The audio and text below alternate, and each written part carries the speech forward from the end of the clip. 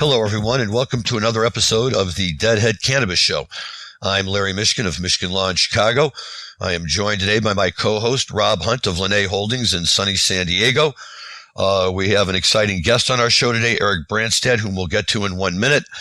And today, as we are doing right now, commemorating the 50th anniversary of the Dead's Europe 72 tour, we will be talking to you today about their show played on May 11th, 1972, in the Grand Hall in Rotterdam, Holland. And just to get y'all a little bit interested, Dan, can you spin an opening cut for us here, please?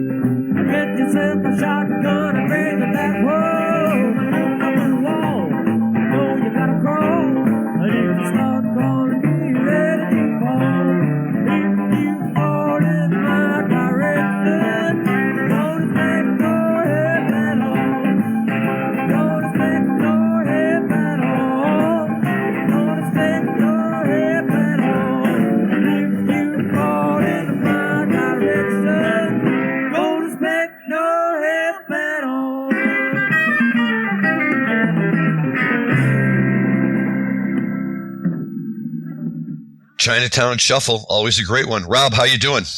Yeah, I'm doing great, Larry. The thing about Chinatown Shuffle I always find so interesting is they kind of stopped playing it after 72. I mean, obviously they stopped playing it with the loss of Pig, but it's got that same ragtime feel that you expect to see in like a what became Wave That Flag and then U.S. Blues. And if you listen to the intro of Chinatown Shuffle, it is literally note for note the exact same intro as the first notes of Wave That Flag.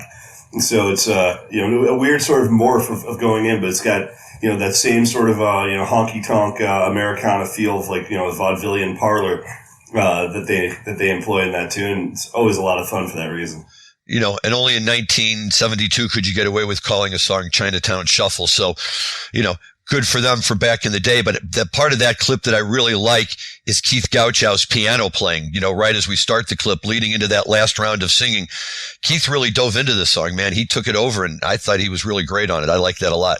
Yeah, for sure. It's a fun time where you've got, sort of the combination of Pig and Keith on that. Definitely an interesting way to start the show. Well, we're going to get back to this show a little bit in a little while. One thing I can tell you is that you can take a clue from today's opening. We are going to be very, very Pigpen heavy focused on this show today. The other thing you need to know is that the show from Rotterdam on May 11th was Dick Lavatla's favorite show of the entire Europe 72 tour. And we'll talk more about that in a little while after we visit with our guest and talk about some marijuana stuff that's going on. But please stick around and listen to it, because this is just a great show, and it's going to be a lot of fun to talk about. Rob, you want to go ahead and introduce our guest today? Sure. Yeah, I'm always fired up when we've got, sort of pure play cultivator joining us. So today we are joined from Northern California by Eric Brandstad. And Eric, I'll give a bit of his bio before, but when it comes to popping out depths in the NorCal market, he's about as OG as they come. So it's fun to have someone that is a big fan of the Grateful Dead, but also can tell you a fair amount of kind of where we've gotten to where today large scale commercial greenhouses are the norm. But even 10 years ago, they weren't. If you want to go back another 10 years before that, where people were just pulling down basically black box harvests out of NorCal. I'm pretty sure Eric can give us the entire timeline and kind of the progression of how we got to where we are today. But with that, welcome to the show, Eric. How you doing, man? I'm great. Thanks for having me. Yeah, it's awesome to see where things have come all this time, and it's awesome that you guys have this podcast going on. I'm excited to be here. Well, we're excited to have you. This is it's a lot of fun for us because, as Rob said, these are things, the Grateful Dead and marijuana, that he and I like to nerd out on. And it's a great opportunity, when we get to talk to, and I mean this only in the nicest way, of course, fellow nerds, but actually guys who know significantly more about it than we do. We know enough to be dangerous. So we like to, to talk about it and find out what you can educate us on and hopefully educate the listeners a little bit. So we really appreciate you taking the time to come on with us today. Yeah, no problem. Thanks again. For sure. So give us a little bit of your background, Eric. What first got you into cannabis, and then, more importantly, what got you into this work you're doing now? As a kid, I grew up in a farming community called Linden, and it's east of Stockton, California. And so, in the mid '80s and going into the '90s, it was a little bit different out there, and a lot of people were getting into some heavy drug use and some different things that I didn't necessarily align with, and I definitely loved where I was growing up, but things were kind of taking a different direction. And I got turned on to the Dead, and, in the early 90s in middle high school. And so even though it was towards the end of the cycle of the Grateful Dead, I definitely caught many years and spent a lot of time, seeing Jerry shows and getting to see the Grateful Dead. And Arco Arena, no, not Arco, stupid. Cal Expo was right down the road. Arco is stupid. Cal Expo was right down the road. So Cal Expo was one direction, Shoreline was the other. And so we were able to, from where I live, at that age, be able to hit Shoreline and Cal Expo quite frequently. And, along that way, I was definitely into cannabis. And, where do you see better cannabis each time it seems like that you go? Well, on the Grateful Dead lot, it seemed like. And, it went from Kind Bud to Chem Dog or whatever. And I was always interested in it. And so by the time I was 18, I packed up with some buddies and moved to Humboldt County to try to learn about some things. And it's funny that you brought that up a minute ago about black boxing, because that's what it was called at the time. And that's where I learned my first experience about black boxing. But then you shoot to 2006, from 92 to 2006, and I ended up taking on a job with a greenhouse company that was the first light deprivation greenhouse company. And I did that for 11 years, so it kind of came full circle with the whole black boxing and following the Kind Bud and seeing where it ended up today. Can you explain for our listeners what you mean by black boxing and light deprivation? Yeah, for sure. So cannabis is a photoperiod plant, which means that how it grows and matures or flowers is dictated by the light cycle. And so most people are kind of familiar with the idea that you plant the seed in spring outside, let's say, for a lot of crops, not just cannabis. And you plant the seed in the springtime around now, and by fall, August or fall, by the end of the summer, we have plants that are ready to harvest. And cannabis kind of falls in that guidelines, but there's a little bit more to it in the sense that you can control that mechanism. And the most people know it through indoor growing. And so what indoor growers do is they turn the lights to an 18-hour cycle, and that makes cannabis plants just grow, and grow. They won't produce any flowers. When you cut the light back to 12 hours of light on and off, you actually can produce flowers. And so basically the idea was to try to do the same thing outside, and not having to use lights. And so since we can't turn on and off the sun, what we do is we put the plants in the dark. And in order to do that, some people would take a cardboard box and put it over the entire plant outside. And in some cases, people might, nowadays or later on, people started doing what's called pulling tarps. And they'd use this big light type tarp to pull over an entire greenhouse. And so it went from, black boxing a couple plants here and there to entire crops, and now it's part of the industry everywhere basically. And so basically the idea is just to get plants to flower when Mother Nature didn't intend for them to do, and not to have to rely on indoor lighting to do it. And then that allows you to speed up the harvest cycle, right? You can generate more harvests over the same period of time. Exactly. You do have to have a nursery so that you can have plants ready to move in, but the idea is to constantly be flowering and harvesting. And so, let's say out of one greenhouse, somebody, instead of harvesting one time a year, can get up to 5 harvests a year if they have the right equipment and enough plants and infrastructure to kind of support it.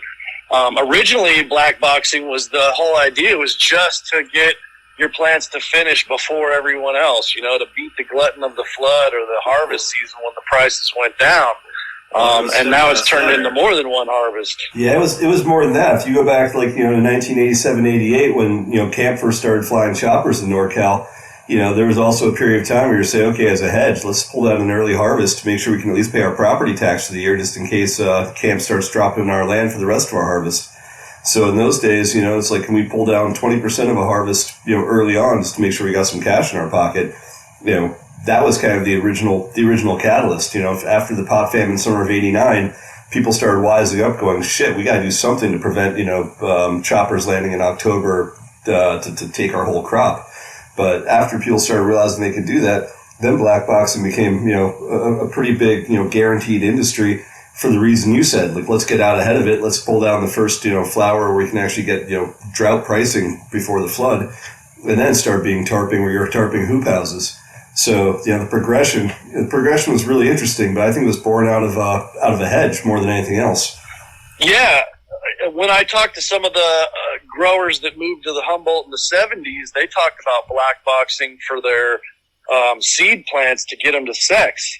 And so, even before we were flowering plants, people were black boxing cannabis for, basically to see whether they had males or females, so they didn't have to waste a bunch of time growing the plants, however big they get and how much time it takes before they would show their sex. And so it's definitely a great technique, and there's other industries that do it, but cannabis is pretty specific and unique into itself for the darkening technique to get the fruits of our labor. Would you say that's the standard style of commercial growing these days in the United States? Yeah, I would say. I mean, every company at this point looks at some sort of greenhouse, or they call it mixed light also, because the greenhouses are more fancy with lights and things inside. But I would say that the main focus is greenhouse, because the cost of indoor can be quite expensive because of the power consumption alone. And, people are starting to look at cannabis differently now. And so there is rumors that go around that sun-grown or outdoor cannabis might be dead. And the indoor is the superior quality and type of cannabis that most people are going after. And so that's highly debated right there alone. Yeah, I think nowadays for the outdoor growers that have moved into greenhouses, changing the photovoltaic cycle and, basically eliminating the drought completely in California, where, now guys are pulling down their first harvest in May, and then, second one in July, third one in, early September, and the last one, coming in November, before they keep everything kind of in stasis over the winter and veg, has completely sort of changed the entire industry. But I mean, look, you were one of the pioneers. Like, Forever Flowering was, the first greenhouse company I knew before, like, Connolly Brothers popped open, before, a bunch of other guys started selling the cannabis. What was it like in those early days? And, again, I think my boy, shout out to my buddy, Brian Malin up at Vital Garden Supply, who was, definitely on the tip early and still is, one of the biggest sellers of small greenhouses. What was it like in 2006, 2007 as people started saying, like, we can actually drop, not a big facility, not like what we see as far as commercial greenhouses today, but the first, manageable kind of, hobbyist greenhouses in their backyards, especially around that area, around Grass Valley and like Oregon House and what are the other, some of the towns in that area that were just blowing up with greenhouses back then. Yeah, no, it was definitely an interesting time. I mean, it was, at that point, starting to get more legalized in California, I guess you could say, with the dispensaries opening up and the patient model and things like that. Next thing you know, people are growing everywhere. Like, everybody's a legal patient grower or whatever. And so it definitely got kind of crazy. But, early on, we saw people starting to get really, 5,000 and 6,000 square foot greenhouses and kind of going for it. So back at that time, a 3,000 to 5,000, let's say, square foot automated greenhouse was really big. And so there was a handful of people at that time that were getting into those greenhouses, and they definitely kind of stuck out like sore thumbs, because they were big fancy greenhouses on property that typically didn't always have much other infrastructure. So it was kind of one of those obvious things. And Brian, when you speak about him, he was actually the installer of those greenhouses. And so at the time, the company went with a type of greenhouse that was from Ontario, Canada, and it needed special installation. And so Brian's company got trained to be the first qualified installers for Forever Flowering situation. And so Brian did a lot of the first installs. And so, it was kind of crazy at the time because people were going bigger than they've ever gone. And it was hard to get out to a lot of these jobs because they were still way, way out in the boonies. And so trucking and doing a lot of the things that we were doing to get stuff out there wasn't like it is now. It was it's a little more accepted now. And so, there was people that were worried about having lumber trucks and certain deliveries out to their place. So they would schedule them at nighttime or do things that were just, not quite so obvious because it would attract attention. And so, it's kind of funny looking back now when there's movies like Murder Mountain that comes out. And, we did a lot of jobs at that time back in Rancho Sequoia in, 2007, 8-ish. And then, some of the stuff about the movie I think was right around 2009. But, we were out there during all of that stuff and we had a great time. It was a great time to be doing that stuff. And it's definitely come a long way. Who would have thought that it would end up like it is now with, like California, I think the biggest licensed greenhouse now is 5 million square feet. Unbelievable. That's amazing. And in Illinois, if they ever get their act together, they're going to give out craft grow licenses for 9,000 square feet that you can increase over time to 14,000 square feet. Yes. Building on what you said, I knew a fair amount of guys in Alder Point back in the day, and, I thought Murder Mountain was, definitely a little sensationalist. I know a lot of really good growers there back in that zone. And as you said, greenhouses were popping up. The guys from Spare Time were dropping off, tons of soil. It was kind of this like crazy rush. My buddy Geeter was selling all the equipment out of North Coast Hydroponics. These guys were crushing a new industry, especially in that, sort of the southern Humboldt, like north of Garberville interior, that was just on fire at that time.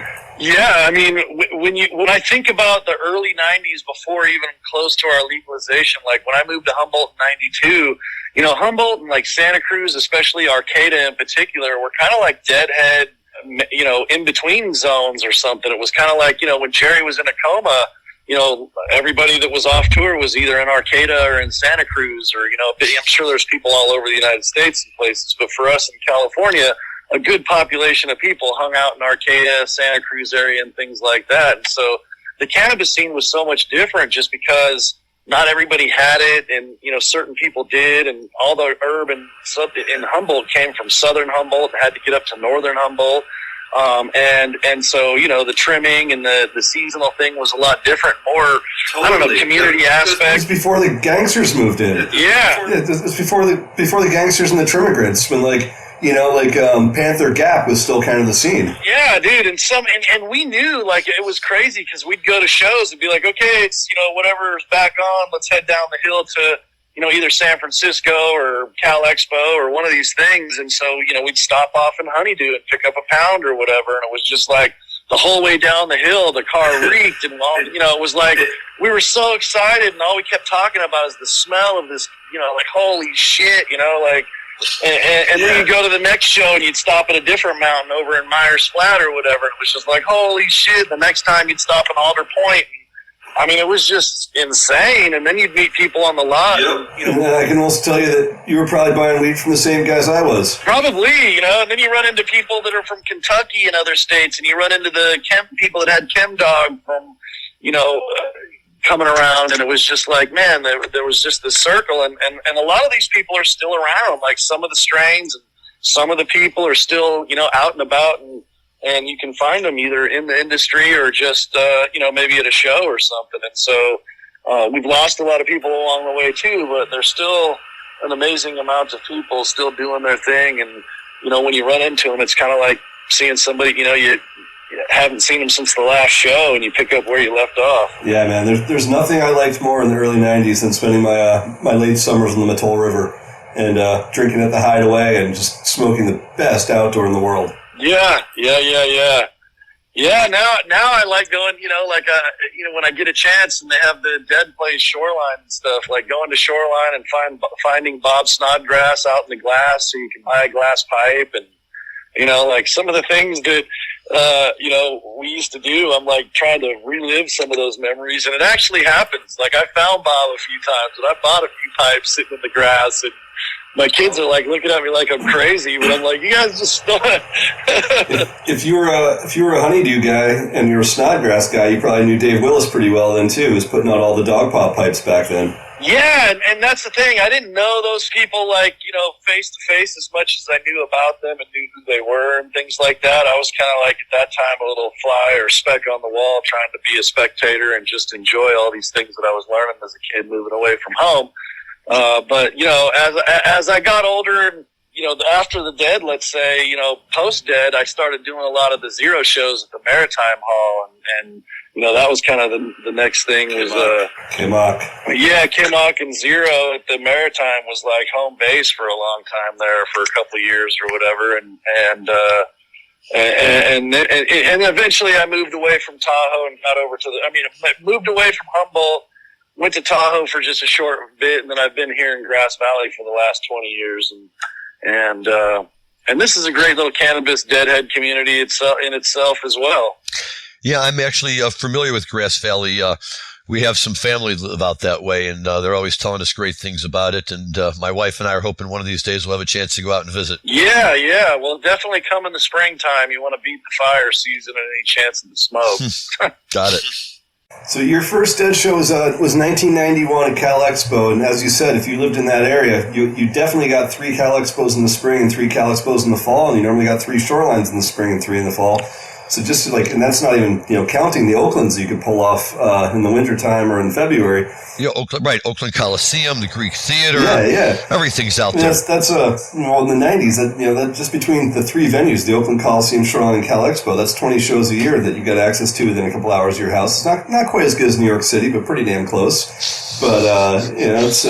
So I'm guessing you started catching some shows at Shoreline and Cal Expo. You said 91 were your first shows, and then did you jump on the bus pretty hard and start seeing a bunch of shows after that, or were you just kind of a here and there kind of guy? No, I jumped on the bus as hard as I could for me, I guess, at the time. I didn't do a lot of East Coast traveling. I really stuck to the West Coast, so Oregon and mostly California, a little bit of Washington and Las Vegas and stuff like that. But like you said, there were so many shows alone in California and Jerry shows in between those at the Warfield and things like that we were pretty filled up, and I found myself taking care of a lot of people's dogs or other things when they went out east for tour and stuff like that. And so I was kind of the home crew when people went out for tour, but anything that was out here, I definitely hit as much, as anything possible. There's a few things that I missed because I was a little young and still at home, like Jerry on the Eel, really, I wish I really could have seen that one. I was talking to friends on the phone at the time,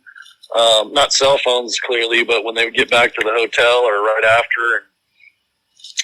So yeah, I definitely. You're talking about the French's Camp on the Eel River in '87. Yep, exactly.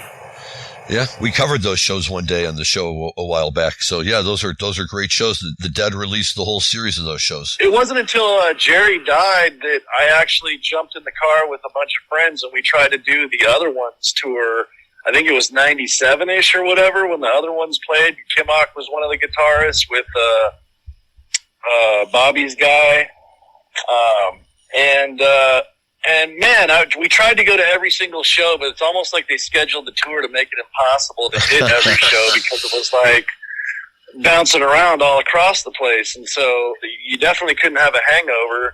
And we caught as many shows as we could, but it was so weird because I was so a Kimmock fan, and it was like he didn't really he didn't really take off a lot of times. It was Bobby's lead guitarist that did a lot of the shining, I guess you'd say, moments or whatever. And Kimmock was there, and he had a few good, licks and leads and stuff. But man, and at the time it was funny. I don't know anything about it and what the symbolism is to it. Maybe you guys know or whatever. But Kimmock at that time would sit down a lot of times and sometimes even be on a chair and maybe turn his back and be picking and really into his stuff. And at the time when he played with the Other Ones, I don't know if Zero had a lot of money or what their situation was at all, really. I used to stay in Marin and follow them around too, but I didn't really know the guys. But, it was like Kimmock got brand new pair of pants and a brand new purple Izod shirt and he wore that same uniform every single show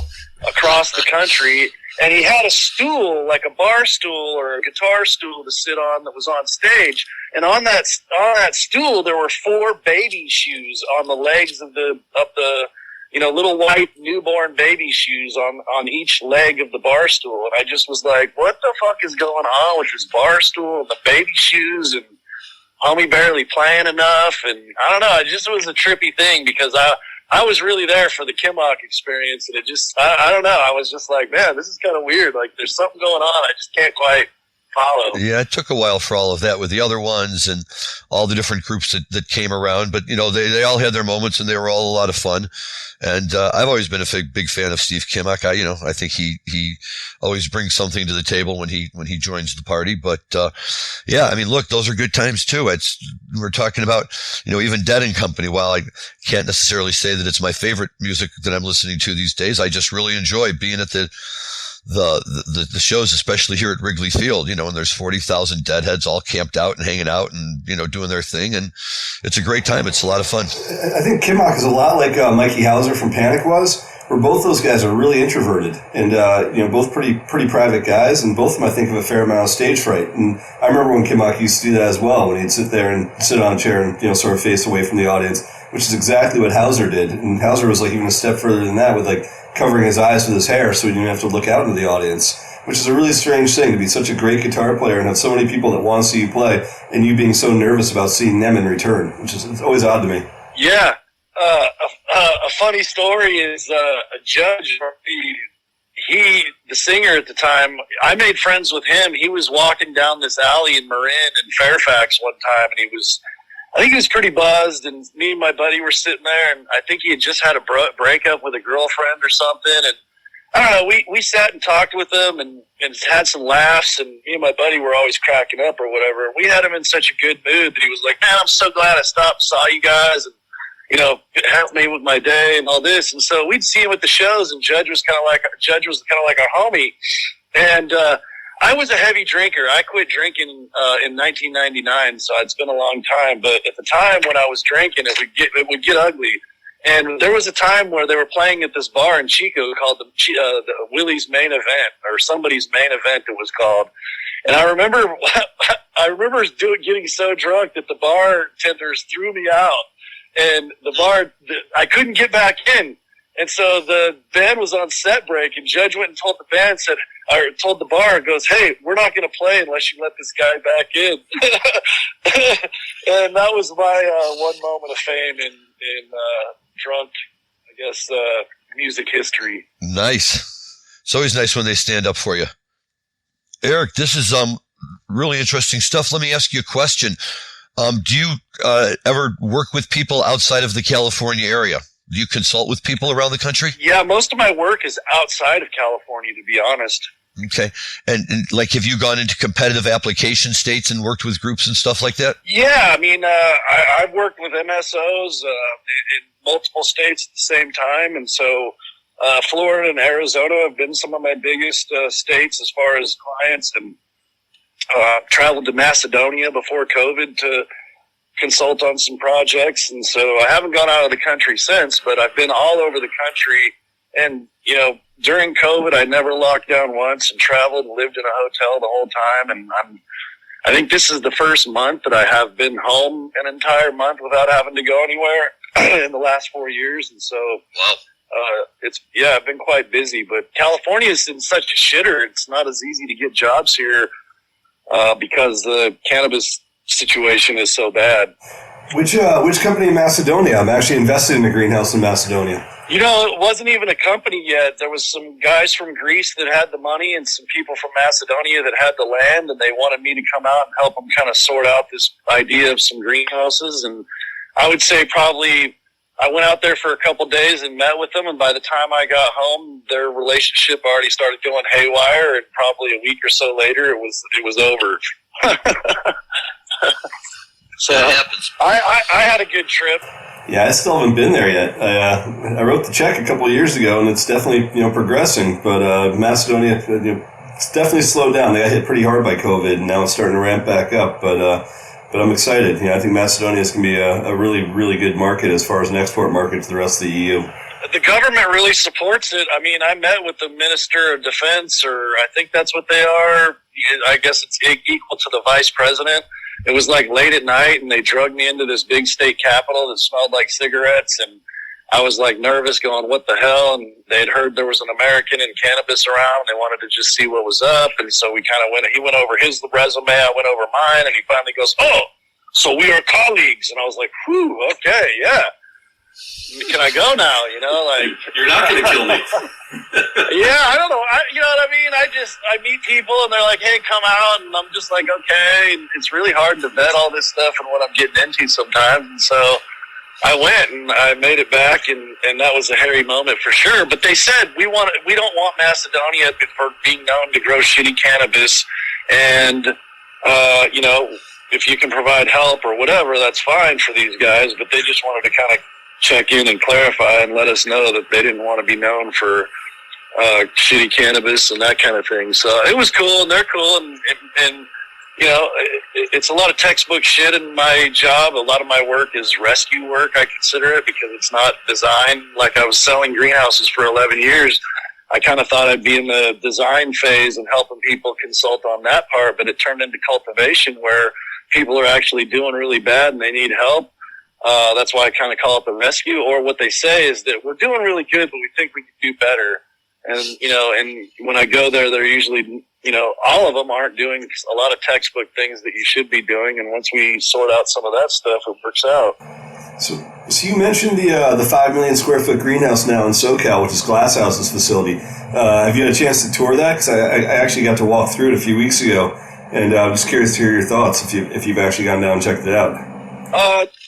No, I haven't seen that one yet. I've known Graham for about 7 years, and I've known Graham before he was Glasshouse. I actually went with him to see the first one. I mean, he had already maybe signed the lease, but he didn't even know the alarm combo because the alarm was going off the greenhouse when we went to go check it out, and he didn't know how to turn it off. And so he did invite me to come check it out sometime. I talked to him on the phone for the first time in a while, and it's tough, I mean, everybody wants to rally around small farmers and that kind of thing. And then when you see something like that open up and whatnot, it definitely, in spite of the taxes and all the other shit that goes on, it definitely stirs some emotions for people. Yeah, but I also think, if you're looking at California, that eventually we become the export state to the rest of the country, and that those guys have a lot of wood to chop before they get that whole place open. And right now it's just a phase one design. I think before you see that thing become fully operational, there's going to be a lot of regulatory changes before everyone should be really all that threatened. I agree 100%. And to be honest with you, I don't think that they get the message out that they're only using a little bit of it and the rest of it not yet until there's export out of state. And the fact that the size that they're using really is the size of a grow in Lake County right now. So I mean, I'm not a PR guy or whatever. Just know that a lot of people are looking at it for the whole entirety and they don't know the game plan. And so it's easy to throw stones at a glass house, Yeah. Well, I'm a fan, and, shout out to Graham Farrar at Glass House. And if you do get down there, Eric, tell him to take you up on top of the water tower so you can actually look at the entire thing. It's a perspective that is unlike anything I've ever seen in cannabis, that when this thing is fully built out, it gives you just an idea of how massive, truly massive that operation is going to be if they ever get the thing completely dialed in online.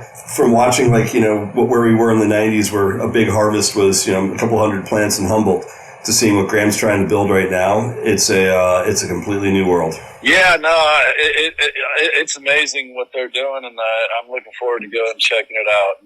And I'm always just, small farm, big farm, whatever, but for me, it's kind of like what Frenchy Cannoli says in some of the stuff and that he's talked about. Like, he always wanted to see fields of cannabis as far as the eye can see, that was kind of one of his goals as he traveled around, was looking for, lots of other things. But one of the things that he mentioned that resonated a lot with me, because I'm not a hash maker myself, but I'm a fan, is that, he was looking for fields and fields of cannabis, and he found them, but I think he said he only had found one ever that was as far as the eye could see.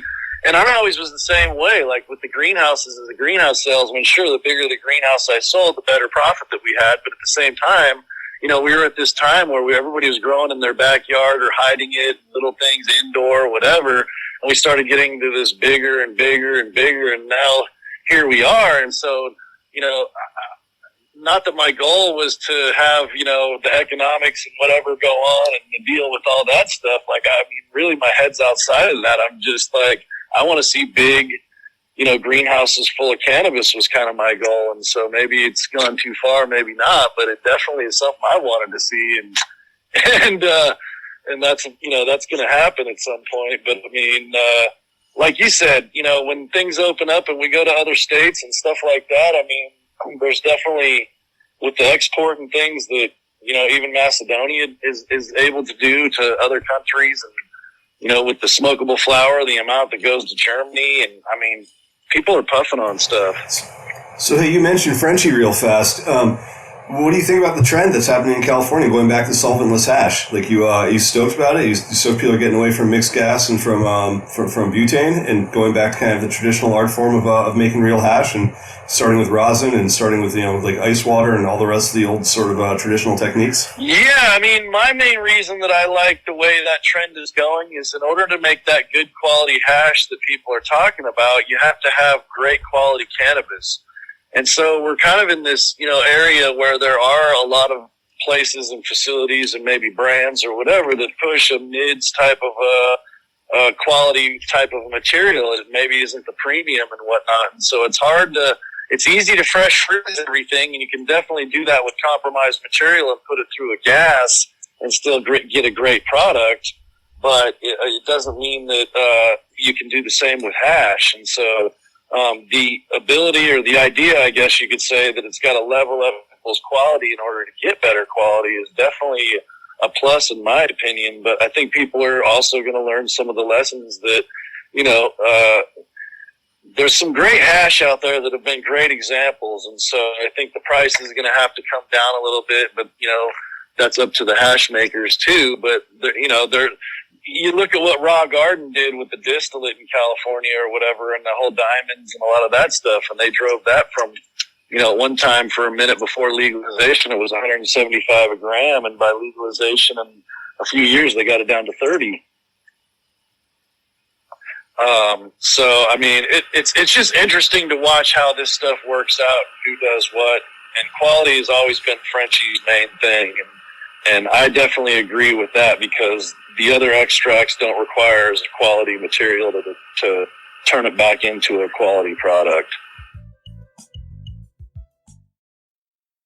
Yeah, I've always looked at Frenchie and the sort of the hash church guys out of BC as being the leaders in bringing this back, and I love the movement. So, hey, you want to stick around and talk some Grateful Dead with us? Yeah, sure. Awesome. So, Larry, let's get back in. Let's talk some Europe 72. I know this is a show that's close to your heart. So what's happening next, man? This is a show that's close to my heart. It comes at a really interesting moment in the Europe 72 tour. They just played, they're in Holland at this stretch, so they just played up in Amsterdam at the Concertgebouw, which, for fans of Paul McCartney and Wings, you might remember from Venus and Mars rock show, but I always had to go check out what the Concertgebouw was, and I learned, and the Dead played their show there. Now they come and they play this show here in Rotterdam, and then from here they go to what's my favorite show of the Europe 72 tour that we talked about last year, and that's the show in Lille, France. And we'll come back to that show again one day, but this year we're going to focus on Rotterdam. It is Dick's favorite show. The first thing to know about it is that it has a 47-minute dark star. And it's an amazing dark star. Dick loved it, thought it was one of the best they ever played. It's one of the longest that they ever played. But there's no way to go through a 47-minute dark star and pull out 45 or 60 seconds of it and really give it its due. So we're not playing any clips from the dark star today, but if you go out and download this show off of archive.org, it's just really an amazing run of songs, from Next Time You See Me into Dark Star, And then out of this Forever Dark Star into Sugar Magnolia, into Caution, Truck, and then closing it, Uncle John's Band, and then closing it out with One More Saturday Night. And, it's just fantastic. In the write-up in the release in the Europe 72 tour box, they spend most of their time talking about the Dark Star, but they do spend a little bit of time talking about some of the other tunes. And another tune that I really wanted to feature from this show, and we talked about it last week, Rob, for the 100-year Hall show, that this was a really prime time for Pigpen, because not only did he write and perform Chinatown Shuffle, but he also had this next song that I want to feature, The Stranger, Two Souls in Communion, and we'll talk about it in a minute after Dan plays the clip. It's really kind of a unique Pigpen tune, I think.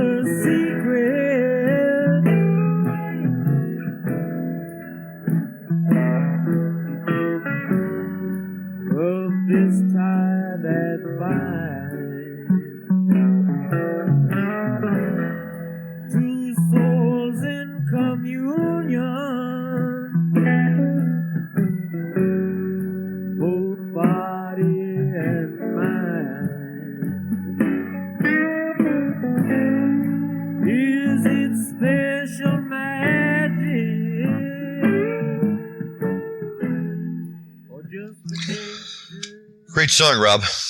I understand why it was hard to keep it off of last week's show. I really like it a lot.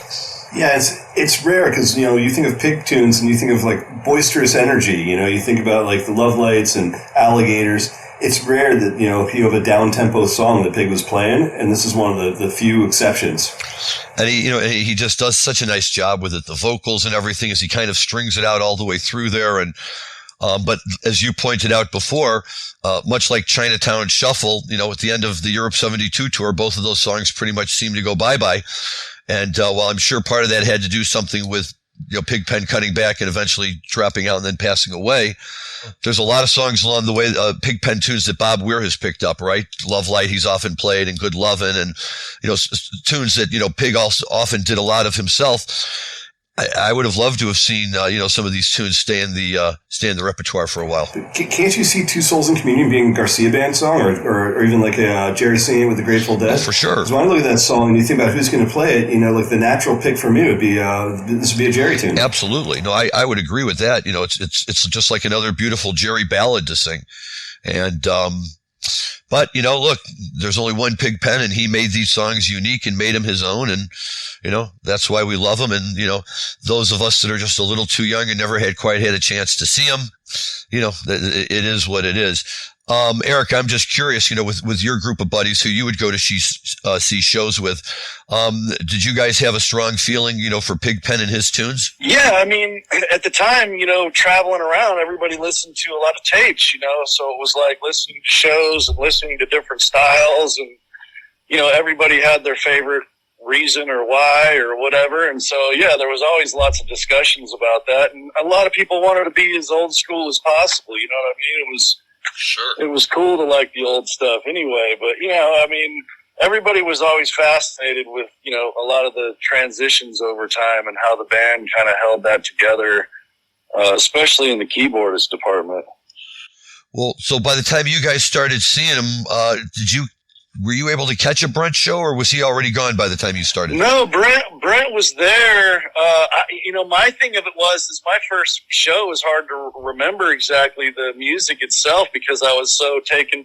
The first one, I think even I might have been in the parking lot my very first time and not even made it into the show. It wasn't until the second, same summer type of thing. It was like, it was funny meeting those Congo drummers, guys that have been with the Dead since the 70s, but they haven't been into a show in 20 years, and they just beat on drums outside. I mean, I was just like in awe of all this different shit that went on. And so knowing the musical lineup was hard to know, but, what I did know when I was starting to go into the shows is that, Brent was gone when I started really identifying and paying attention. And it was just in between Vince with, gosh, what was his name? What's his name? Bruce Hornsby. Yeah, Hornsby. And then he was kind of doing the training for Vince along the way. So I definitely saw all of that. And, it was always like one of those things. Like I said, there was always stuff going on, but as a fan that kind of was new, it was hard to figure out all this shit. Everybody knew way more than us. That's why you keep going, though, right? That's same with me, same with any of us. You go to the shows the first couple of times, and at least my feeling of it is that some people just get pulled in enough that all of a sudden you realize, it's not just the music, there's this whole culture. And once you're part of the culture, you want to know as much about it as you can. Yeah, because there's also these, lot icons or these lot, people that are, highly rememberable. And then there's people on the inside, different that are highly rememberable. The dancing bear guy or whatever that walked up and down the steps at every show. It was like, you didn't see him. Only in California. He wasn't in Shakedown Street walking up and down, but he was inside doing that. But, the dude's outside. Fast Ed wasn't inside, but he was outside. And, yeah, I could do without Fast Eddie inside. Between you and me, I'm all cool that he and Ira and Abraham just stuck to the lot. I didn't need the wrecking crew inside the show. Yeah, I didn't know it, at all. Like I said, to me, it was just this, whim of, what the fuck is really going on and stuff. And so it's just, like I said, these people and these names and these things that, we're talked about, things that happened on the lot wasn't what was inside and vice versa. And so it was almost like two different cultures in the same culture traveling together. Definitely.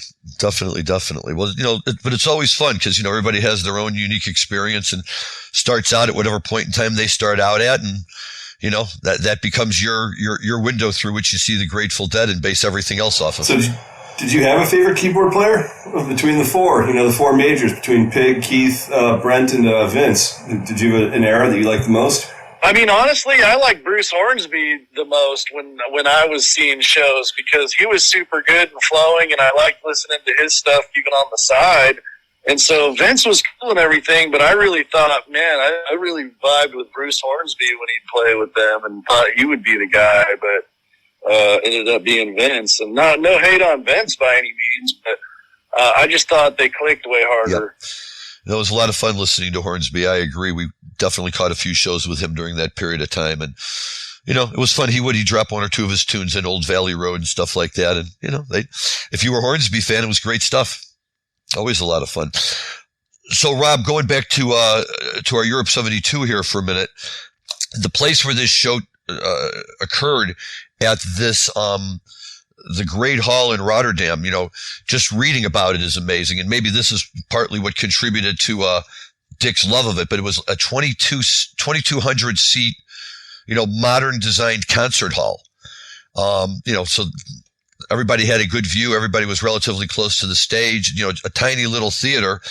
And, they had a history, I think, the Dead, of sometimes showing up in tiny little places and just blowing the doors off of the joint. And this is certainly one of those occasions.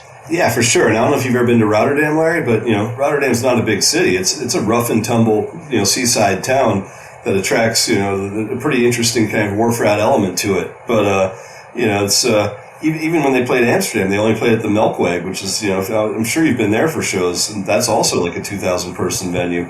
So a lot of the venues in Europe 72 weren't big spots, and that was kind of the joy of being over there. But yeah, I mean, I would have, just the same way I would have loved to have seen Fish on their European tour in the late 90s for the same reason. Anytime you catch a band that's, kind of out of their element playing much smaller shows.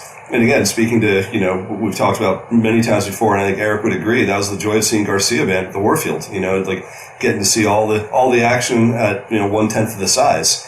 So, super cool place to see it. But yeah, Rotterdam's an interesting town just in general. Okay. I have not ever been there, but, I have been to Amsterdam and I have been to the Melkweg, and, look, they were just having a great time over there, but you're absolutely right.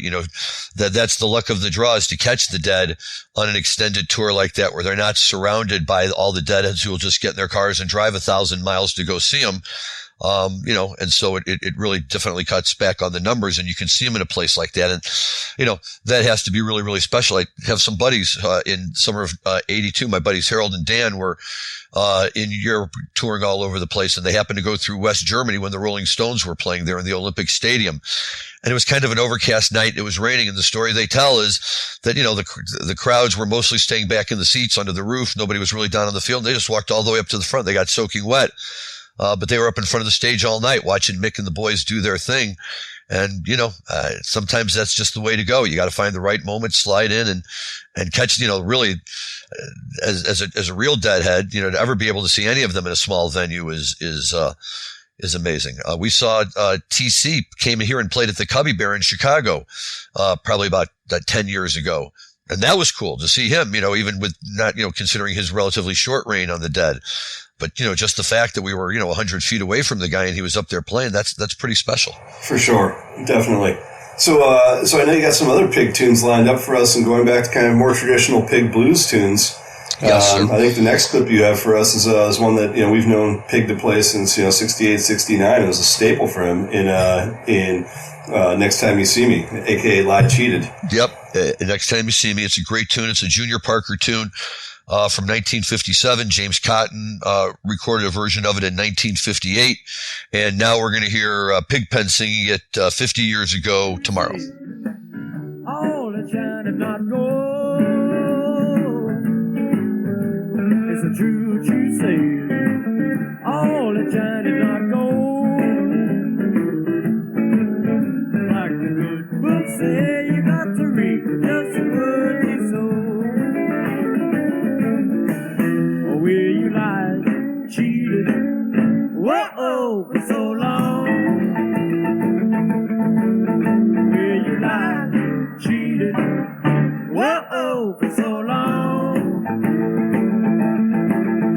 You were wrong to a woman and another queen is on your throne.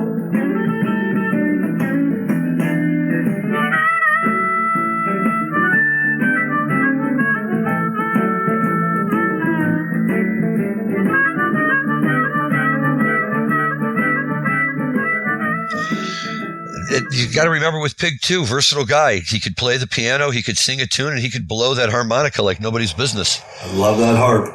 I always forget about the harp with Pig. Yep. It just brings, such a cool element to it, which I guess Dylan was already doing it up there on stage, played his guitar with his microphone in place, and, a few others at that time. But boy, Pig is he's the real deal, right? A guy like him comes along once in a lifetime. And, that's the reason why I'm, really sorry that I missed the opportunity to see him and just, what an amazing performer he was. But I love that tune, and he really kills it.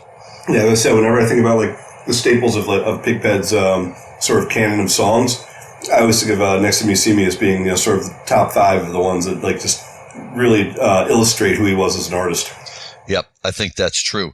And, it was a special time for them. Europe 72, they were clicking on all cylinders, Pig in fine form. And then really, by the end of the year, he was gone. And, was it the end of the year, the beginning of the next year, whenever it was, it happened relatively quickly after that. And, they're never the same. They're just different. And we've talked about this before. Different is good. But, it was a big switch for a lot of people, I guess. And, all we can do is just go back and appreciate it. And, if anybody else, if you download this show, any of the shows from Europe 72, because he's a strong presence on all of them. But the other album that they put out that I really, really like with a lot of Pigpen on it is Bear's Choice. And he does Katie May and a couple of other tunes on there. And that's great to listen to as well. So anytime you have a chance to soak in some Pigpen for a while, it's highly recommended. And as it is, to hear the full versions of all of these tunes we're playing, these are just, 1 minute snippets out of there. And, you get Pigpen doing just so much stuff, talking and rapping and jamming and, playing the harmonica and everything. And, I love it. What a great era for the Grateful Dead. So, hey, before we wrap it up today, Larry, we should probably ask Eric if there's a way for people to reach him or find him if they're looking for consulting advice on greenhouses. Eric, what's the best way to get in touch with you if someone wants to reach out and bring you in to help them build a spot?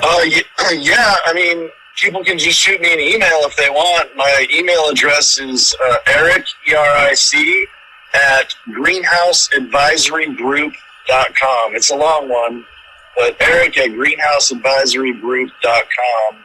And just shoot me an email and or find me at Shoreline. That's Eric with a C, not with a K, right? Yep, correct. Awesome. Well, anything else you want to cover before we start wrapping this episode up and talk about what we're going to do for the next couple weeks of our shows? No, it's awesome listening to you guys, and thanks again for having me.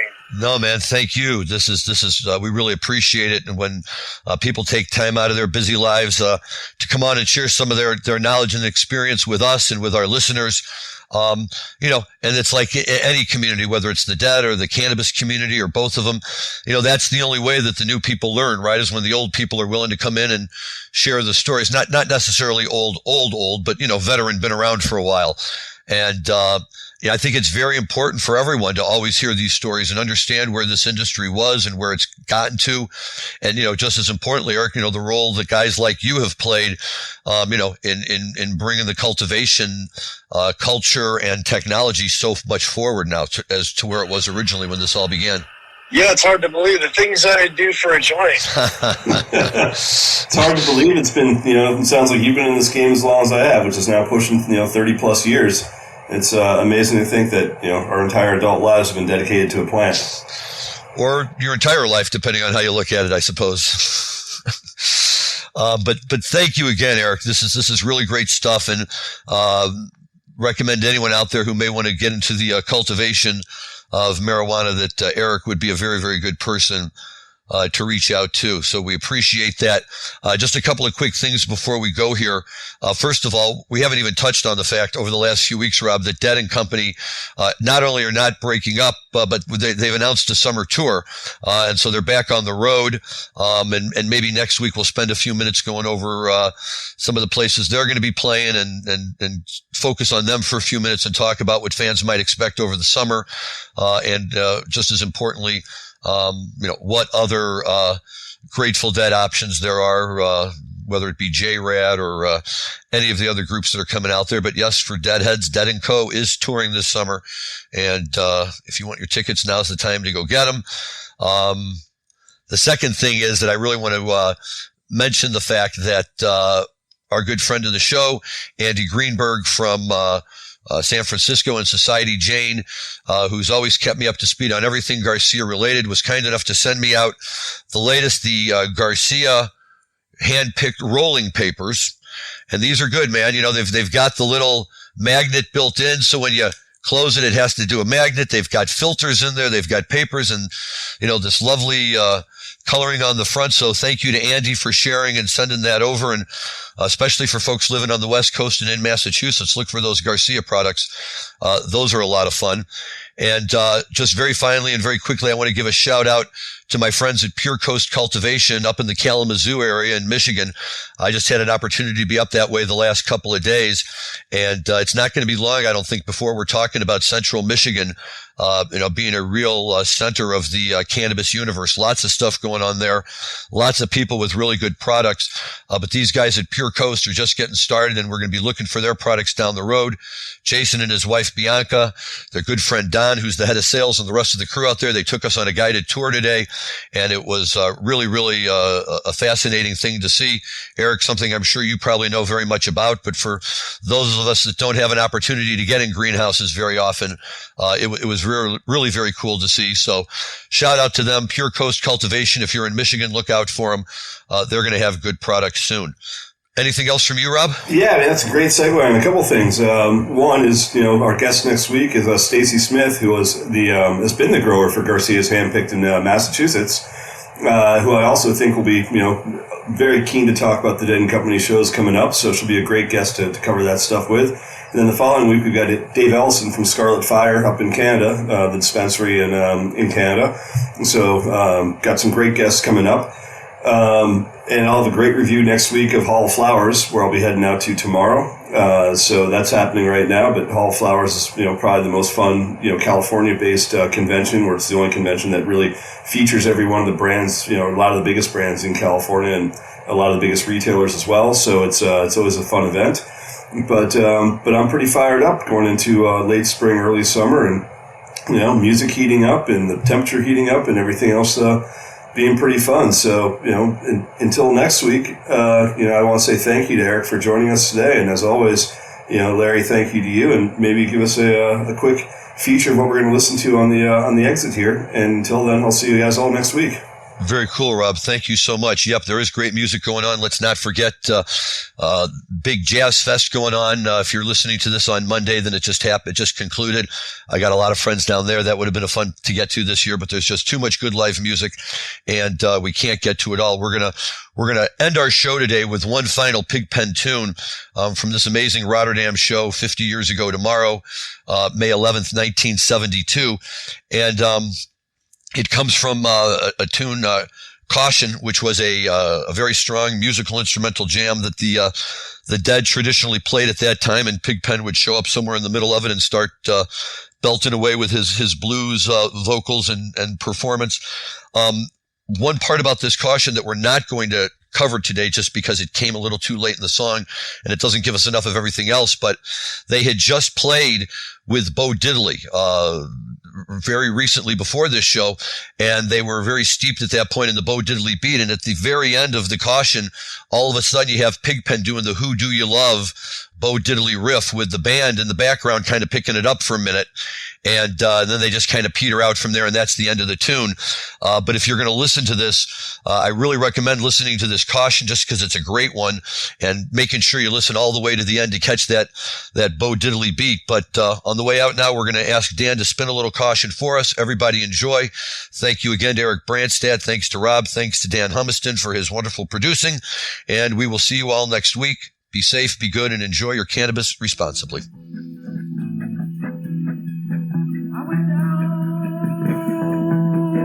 One old day, I went down to see a gypsy woman one day.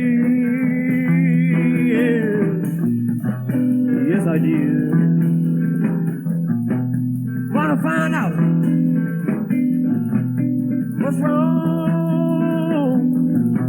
with me and my baby. We ain't getting on like we used to do.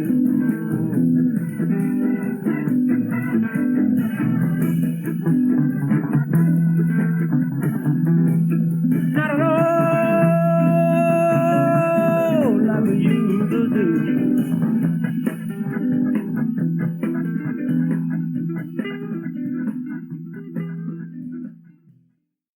I'm Joy Beckerman, and I'd like to invite you to join me with my hemp industry leading guests on Hemp Baron.